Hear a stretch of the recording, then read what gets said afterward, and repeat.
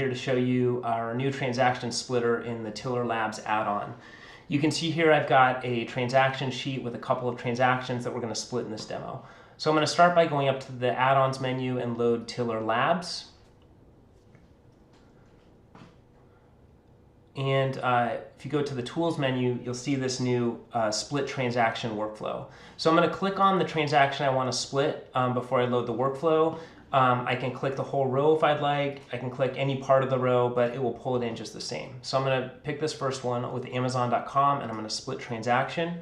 You will see the add-on pulling in the transaction. Here you can see this is $350. This is the date. Here's the description. And in this case, it's not recognizing that this is Amazon. Our first category just happens to be Amazon, so that's just a coincidence. But if I go in here, I can click the first thing I want to categorize. So let's just say we spent $99 on gear and clothing. So I'm going to click on that, tab over here. You can see here that the workflow tells me that the splits are now $251 short of the original transaction. So I'm going to need another split here. I'm going to take a second split, and let's just put this one over to phone. Let's just say that was $100. And here you can see we have a $151 balance. I'm going to add a third split, and let's put that as stuff. So right now you can see here my 3 splits. If I make a split I don't want anymore, I can just click this button and it'll delete it. And at this point, I'm ready. You can see there's no message on a remainder. I'm ready to write these changes into the sheet. So when I click split transaction down here, it'll split this one row into 3 transactions with these categories. So here we go. There they are. So you can see each of our transactions, they all have the description Amazon. They each have their own category.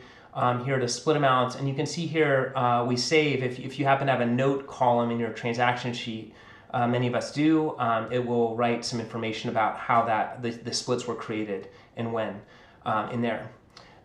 You can see here that this workflow is still open. I am going to split a second transaction. Again, I can do this just by clicking somewhere on this row and then pulling this transaction in. So here we go, we're pulling this one in. You can see $139 to Safeway.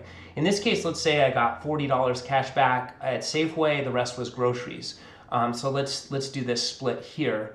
So let's start with cash, $40. You can see the balance.